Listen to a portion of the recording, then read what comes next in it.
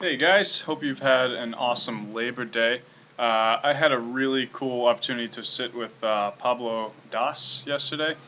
He goes around the nation and kind of speaks on, does he call it mindful eating or conscious eating? I'm maybe missing a title.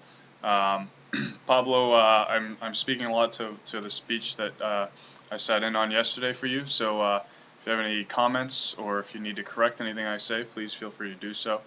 I just wanted to highlight some of the cool things that Pablo was talking about. Pablo talks about mindful eating or conscious eating, or again, sorry about the title, but and it was interesting. I really liked how much like I do, he instead asked you to ask the questions to yourself rather than looking for answers. Pablo went through extensive study to kind of try to find the end all be all solution to diet, if you will. Especially, he deals with a lot of addiction and the way people interact with foods and substances and sex and anything in that nature. Um, so a few of the things that he mentioned that I thought were interesting. Let me highlight them. I'd say perhaps the most compelling and relevant topic or point was basically addressing what Buddhism really is, which is a turning towards. I've actually heard that before too, and he used it as well. A turning towards rather than away from the true matter at hand. So in other words, escaping avoidance, if you will, or overcoming avoidance. So if you like he used a very humorous quote. He said, I hope I do it justice. He said, rather than jamming your spoon into a bowl of a lot of people jam their spoon into a bowl or a box of Ben and Jerry's when really they would rather be hugging or spooning Ben or Jerry. So in other words, we have maybe we're lonely or maybe there's some other real sense of avoidance, some topic that we're trying to avoid, something true and something real to us right now where we are, and in our attempt to escape that, we just go to food, or for some people it's drugs or alcohol or tobacco or some other sort of substance or sex or whatever it may be. So rather than being content with discomfort, which is the huge thing, being content with discomfort, we instead try to escape discomfort. We see it as something that we just can't have. We need to run away from this. But instead, in Buddhism, it's turning towards the discomfort. So looking at the discomfort head on and really seeing why we're uncomfortable to begin with, rather than just patching it. Why are we uncomfortable? And can it be okay? Maybe we don't have to do anything about it. Maybe we don't have to go eat, a box of Oreos. Maybe we don't have to go, make some unwise decision about sex or alcohol or drugs or anything on that nature. So turning towards the subject at hand and allowing ourselves to be comfortable with being uncomfortable. In Buddhism, the first of the Noble Truths, I hope I'm again saying this right, is basically turn, that life has suffering. So challenging us to understand the fact that we're not in our seeking of enlightenment or whatever it may be for you, or our seeking of happiness, we're not going to completely escape discomfort. In fact, one of the coolest quotes that I really wanted to address, that Pablo said, is meet discomfort with patience and compassion, or another word he used is friendliness, which is a cool way of looking at it. Meeting discomfort with friendliness. Oh, hi there, discomfort. No problem. Hello, how are you today? I understand that you're there. I accept you. Rather than forcing it out. I know it's like, who wants discomfort? But, it's more painful to avoid it in the long run than just sit with it and be okay with, okay, I'm a little uncomfortable today. Big friggin' whoop, no big deal, move on. And then the other thing is, and not forcing it out, just allowing it to leave when it's ready and being okay with it while it's there. The other thing that was cool, on the other hand, is pleasure, which of course we all seek. When pleasure comes, meet pleasure with both appreciation and non-attachment. We can get a lot of suffering if we attach to our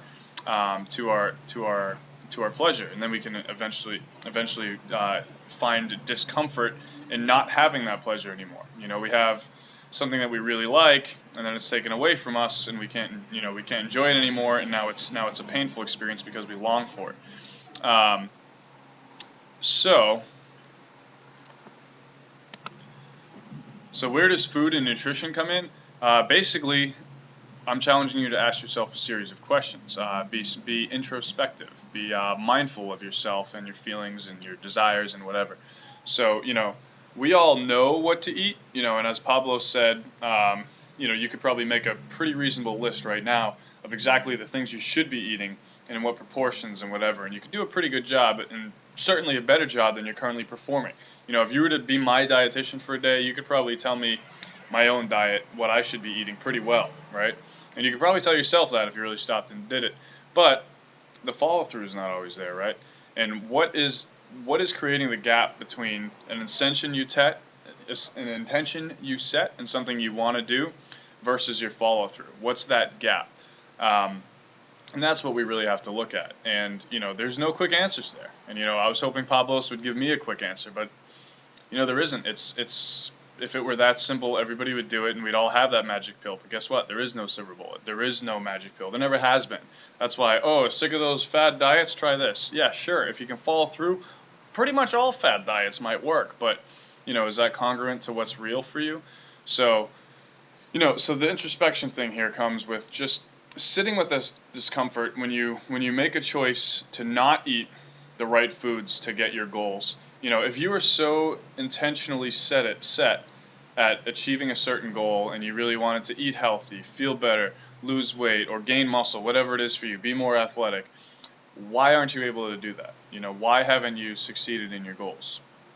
And just look at that, and I can't answer you. I don't even think Pablos in all his majesty could answer you, other than asking yourself a series of questions and looking at the thermometer of your own body and looking inside for answers over time.